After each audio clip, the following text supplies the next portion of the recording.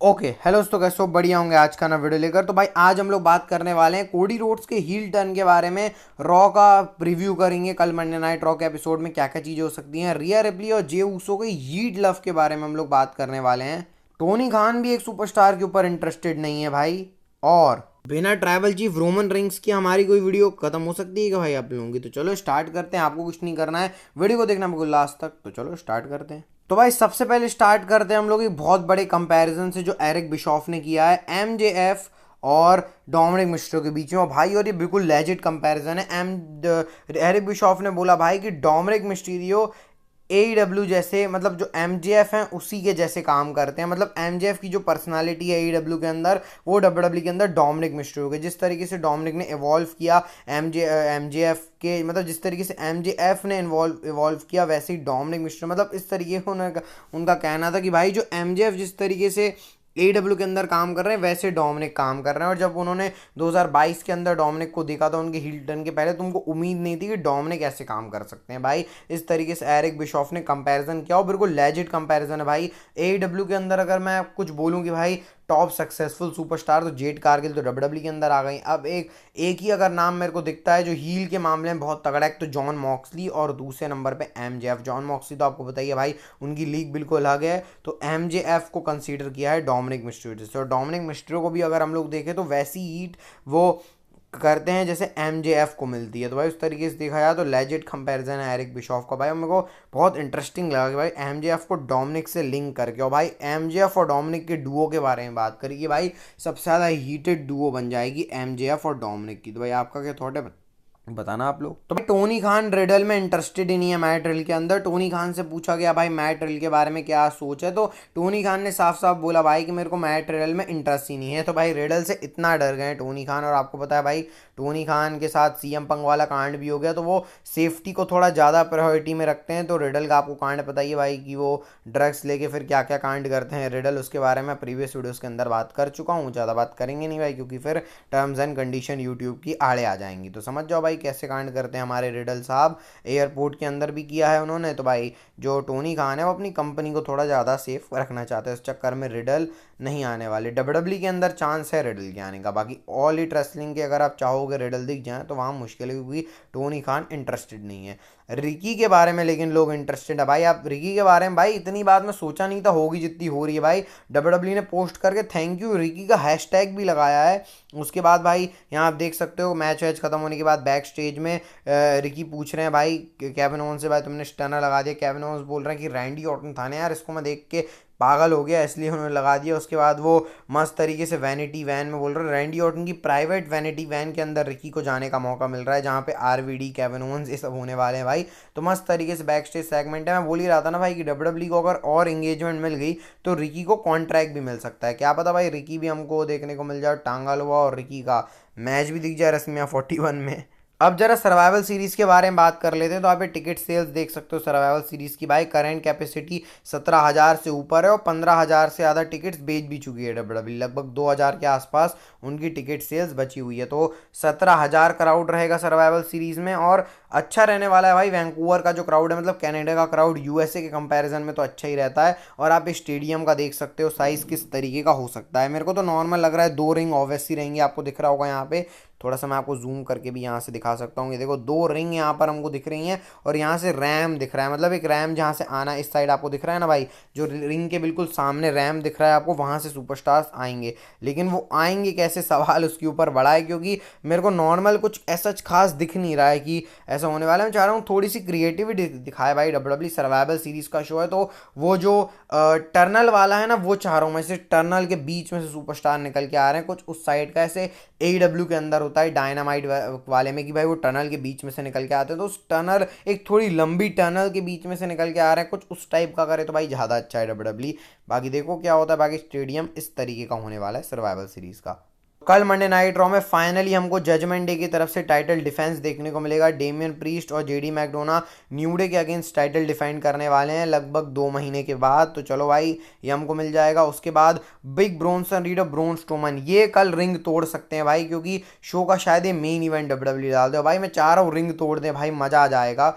बहुत टाइम से रिंग टूटते हुए नहीं देखी है, तो भाई यहाँ से वॉर्म को एलिमेंट मिल सकता है। सीएम पंग लाइव होने वाले हैं रॉ के ऊपर, और इसके बाद नटालिया और जोरी स्टार्क का हमको मैच देखने को मिलेगा, और डेमियन प्रीस्ट वर्सेस डोमिनिक का मैच देखने को मिलेगा। तो भाई ये सारा एक्शन है कल मंडे नाइट रॉ से, और शेमस और पीट डन का मैच भी देखने को मिलेगा। तो भाई फुल पैक है रॉ, बिल्कुल इंटरेस्टेड। वाइट सिक्स की स्टोर लाइन, रिया रिप्ली, लिव मॉर्गन, और भी बहुत कुछ इंटरेस्टिंग है। गुंथर, सैमी ज़ेन किस तरीके से, ब्रॉन ब्रेकर और जे ऊसो की भी स्टोरी है। तो भाई पूरी रॉ तो पैक एक्शन से भरी हुई होगी ही।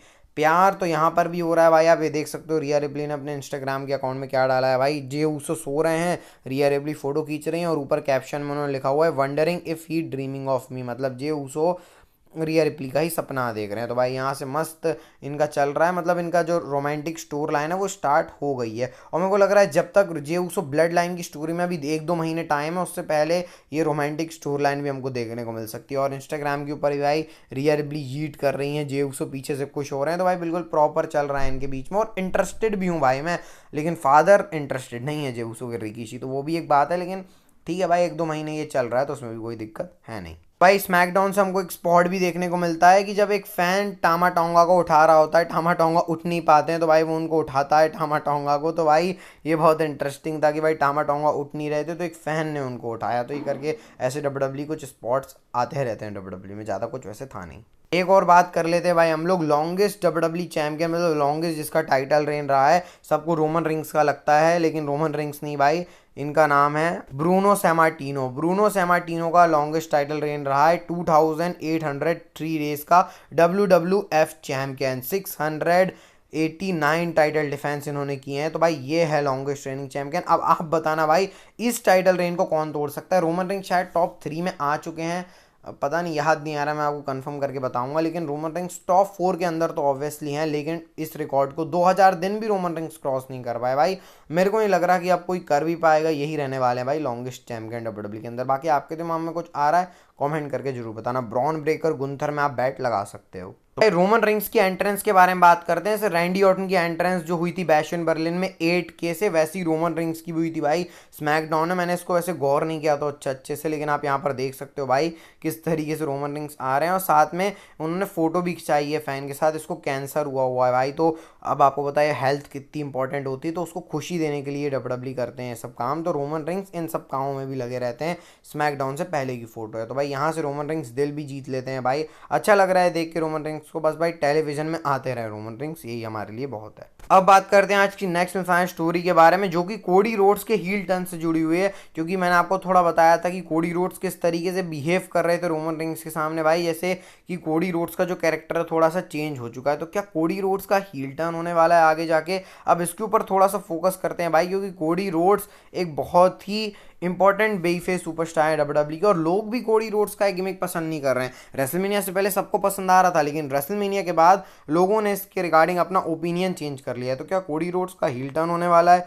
वेल अब इसके रिगार्डिंग अगर बात करें तो ऐसा कुछ नहीं होने वाला भाई, जहां तक मेरे को लग रहा है। क्योंकि कोडी रोड्स और रॉक का मैच कराना है डब्ल्यूडब्ल्यू को, तो रॉक का के सामने कोडी रोड्स का हील टर्न डब्ल्यूडब्ल्यू नहीं कर सकती। तो अभी फिलहाल तो कोडी रोड्स का हील टर्न नहीं होने वाला है, लेकिन इससे आप ये कह सकते हो कि सीड्स बोए हैं डब्ल्यूडब्ल्यू ने, बीज बोए हैं कि कोडी रोड्स का भी डब्ल्यूडब्ल्यू हील टर्न करवा सकती है आने वाले टाइम में। मैं बोल रहा हूँ भाई इस डेकेड्स का, मतलब जो नया डेकेड्स डब्ल्यूडब्ल्यू का शुरू हुआ है, पुराने डेकेड्स हटा के जो अभी का रेसलमेनिया 41 से 50 के बीच में जो डेकेड शुरू हुआ है, उसका सबसे बड़ा हील टर्न होने वाला है कोडी रोड्स का भाई। क्योंकि ये बहुत ही बड़ा हील टर्न होगा, क्योंकि प्रॉपर बेफेस सुपरस्टार से कोडी रोड्स एक प्रॉपर हील सुपरस्टार का रोल प्ले करने वाले हैं। लेकिन इसके ऊपर अगर हम लोग थोड़ा डिटेल में जाएं तो अभी नहीं होने वाला, क्योंकि कोडी रोड्स को अभी थोड़ी चीज़ें प्रूव करनी है, अपनी फादर की लेगेसी को लेके जाना है, रॉक से मैच करना है। उसके बाद फिर अगर देखा जाए तो ये साइकिल थोड़ी सी चल सकती है लंबी, एक आध 2 साल लगेंगे कोडी रोड्स को हील टर्न होने में। और इंसान हील टर्न कब होता है? जब उसका चीज़ें सही नहीं चलती। अभी जब तक कोडी रोड्स चैंपियन है